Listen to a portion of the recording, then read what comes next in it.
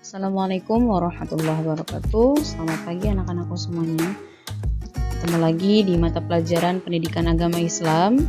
Hari ini kita akan membahas tentang khutbah, tablik, dan dakwah di KD 3.19. Sebelum kita semua menyimak materinya, kita berdoa terlebih dahulu. Berdoa dimulai.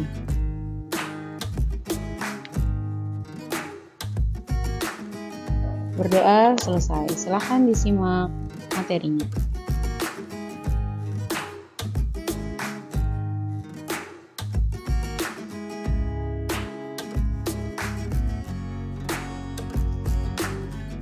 Berikut ada 3 contoh siswa dan siswi yang sedang mempraktekkan dakwah. Yang pertama di sini ada contoh seorang siswa sedang menyampaikan tausiah atau dakwah kepada teman-temannya. Selanjutnya, di sini ada contoh atau ada foto seorang siswi yang sedang menyampaikan ceramah.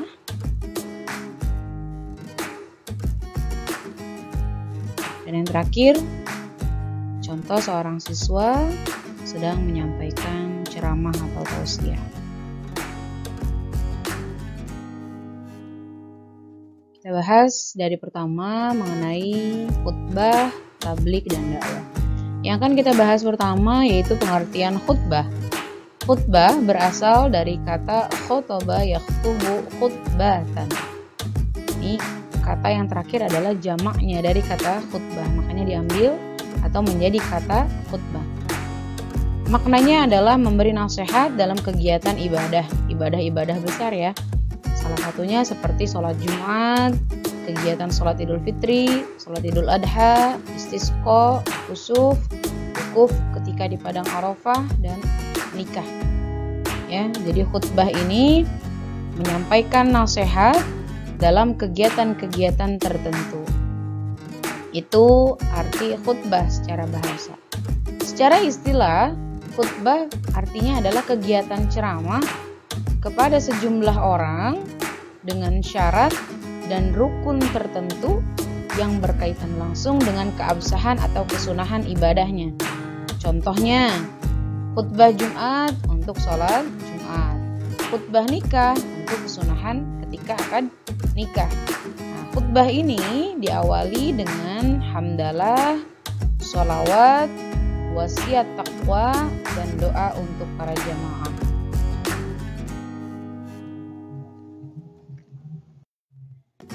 Nah, tadi khutbah. Nah, sekarang kita bahas tablik. Tablik berasal dari kata balagha yublighu tablighon. Jamaknya tablik adalah tablighon. Ya. Artinya adalah menyampaikan, memberitahu dengan lisan. Itu menurut bahasa. Sedangkan menurut istilah, tablik ini adalah kegiatan menyampaikan pesannya dari firman-firman Allah Subhanahu wa taala dan hadis Nabi secara lisan kepada satu orang Islam atau lebih untuk diamalkan isi yang disampaikan dari si tablik tadi. Misalnya, contohnya Rasulullah SAW memerintahkan kepada sahabat yang datang di majelisnya untuk menyampaikan suatu ayat kepada sahabat yang tidak hadir. Nah, dalam pelaksanaan tablik, seorang mubalik nih yang menyampaikan tablik namanya mubalik. Ya, biasanya menyampaikannya tabliknya dengan gaya dan retorika yang menarik dan beraneka ragam. Ada yang tegas, ada yang dengan lemah lembut, ada yang tidak terlalu tegas, tidak terlalu lemah lembut, tengah-tengah ya. Nah, ada pula sekarang istilah tablik akbar, yaitu kegiatan menyampaikan pesan-pesan yang Allah berikan melalui Al-Quran dan pesan-pesan dari Nabi melalui hadis dalam jumlah pendengar yang cukup banyak. Makanya dinamakan tablik akbar.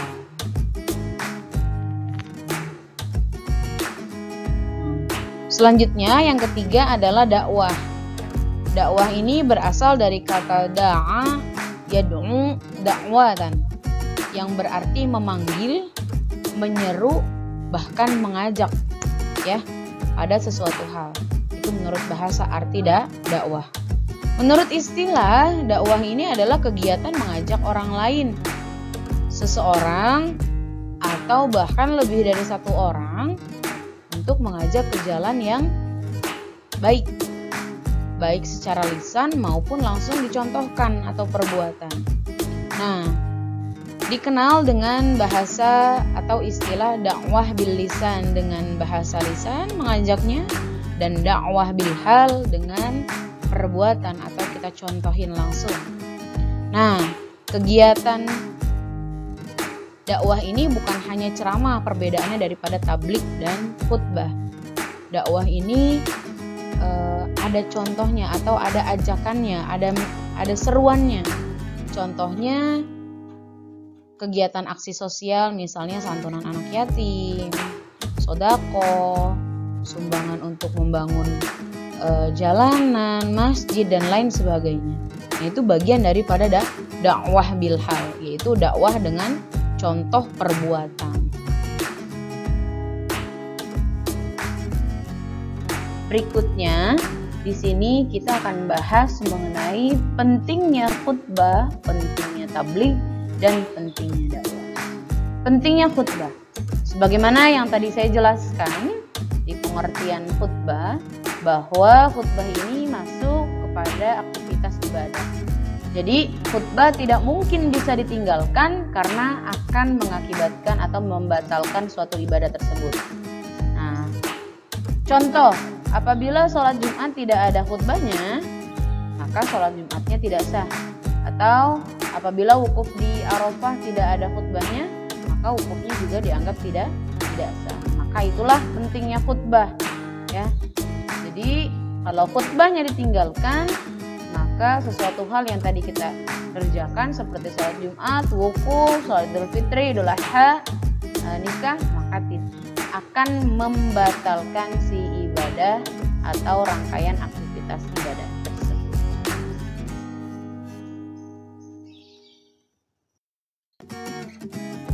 Yang kedua, pentingnya tabligh.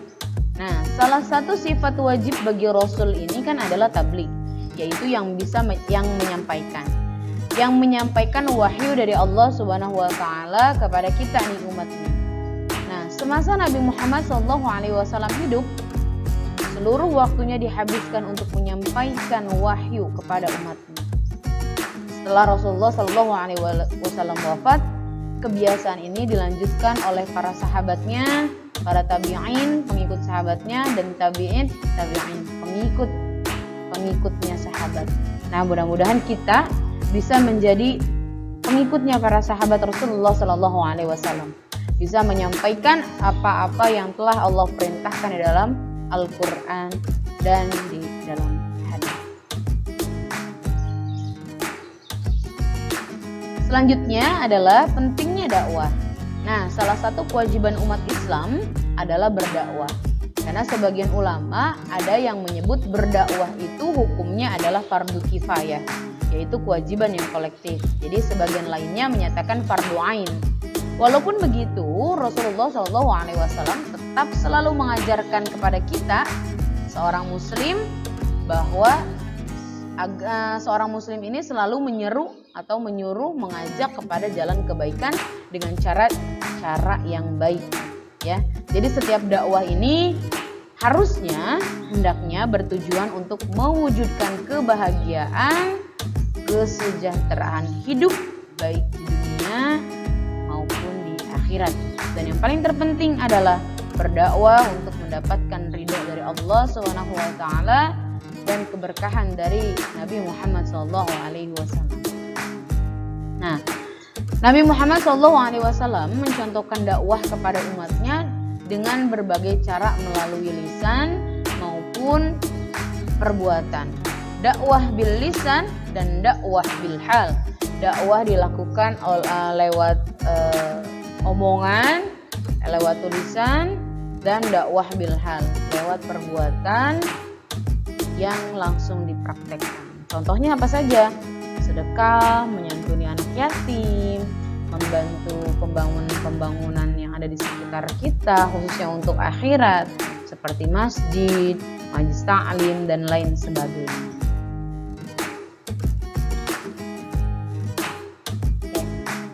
Nah, Rasulullah Shallallahu Alaihi Wasallam memulai dakwahnya itu awalnya kepada istri, keluarga, dan teman-teman karibnya, hingga raja-raja yang berkuasa pada saat itu.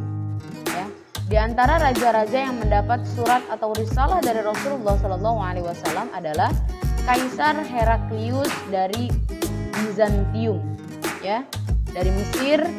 Ada Mukaukis, ada Kisra dari Persia atau Iran, dan ada Raja Najasyi dan Habasyah dari Ethiopia.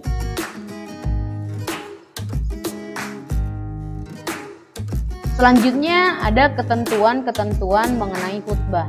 Ada syaratnya, ada rukunnya, ada syarat 2 khutbah, ada sunnah khutbah. Yang akan pertama kita bahas adalah syarat menjadi khotib. Khotib itu yang menyampaikan, gitu. Yang pertama wajib Islam, yang kedua baligh, yang ketiga berakal sehat, yang keempat mengetahui ilmu agama yang luas. Yang kedua syarat 2 khutbah. Khutbah dilaksanakan sesudah masuk waktu zuhur. Nah, khotib duduk di antara 2 khutbah. Khutbah diucapkan dengan suara yang keras dan jelas. Makhrajnya, ya, fasihnya, dan yang terakhir adalah tertib. Ya, selanjutnya adalah rukun khutbah. Rukun khutbah ada 6. Yang pertama membaca hamdalah, yang kedua membaca syahadatain, yang ketiga membaca sholawat, yang keempat berwasiat takwa, yang kelima membaca ayat Al-Quran pada salah satu khutbah, yang keenam berdoa pada khutbah kedua. Selanjutnya ada sunnah khutbah. Ini sunnah, ya. Khotib berdiri ketika khutbah bagi yang mampu berdiri, ya. Yang kedua, mengawali khutbah dengan memberi salam. Yang ketiga, khutbah hendaknya jelas, mudah dipahami, tidak terlalu panjang. Yang keempat, khotib menghadap jamaah ketika khutbah, tidak boleh membelakangi. Dan yang terakhir, membaca surat Al-Ikhlas ketika duduk di antara 2 khutbah.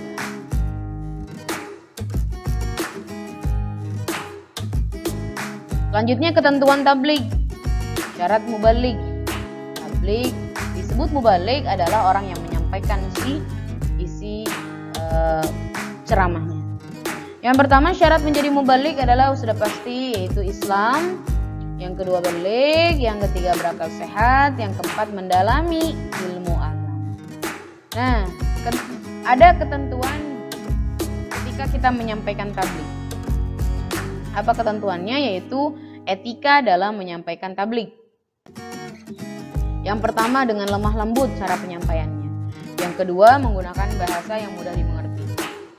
Yang ketiga mengutamakan musyawarah dan berdiskusi untuk memperoleh kesepakatan bersama. Yang keempat, etika dalam menyampaikan tabligh. Menyampaikan materi dakwah yang disampaikan harus mempunyai dasar hukum yang kuat dan jelas sumbernya. Disebutkan dari mana sumbernya, Al-Quran ayat berapa, surat apa, hadisnya, riwayat siapa, seperti itu. Yang kelima, menyampaikan dengan ikhlas dan sabar sesuai dengan kondisi psikologis dan sosiologis para pendengarnya atau penerimanya.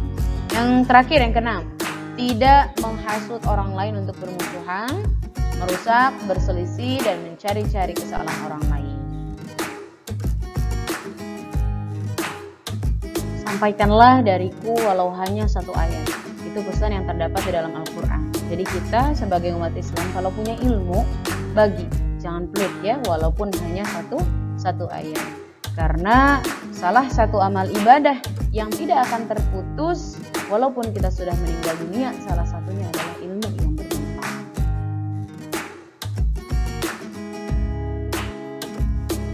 Itu saja dari saya mengenai pengertian khutbah, tabligh, dan dakwah.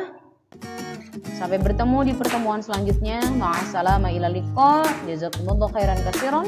Jangan lupa untuk di like, di komen, dan di subscribe. Usikum wa nafsi bitaqwallah. Wassalamualaikum warahmatullahi wabarakatuh.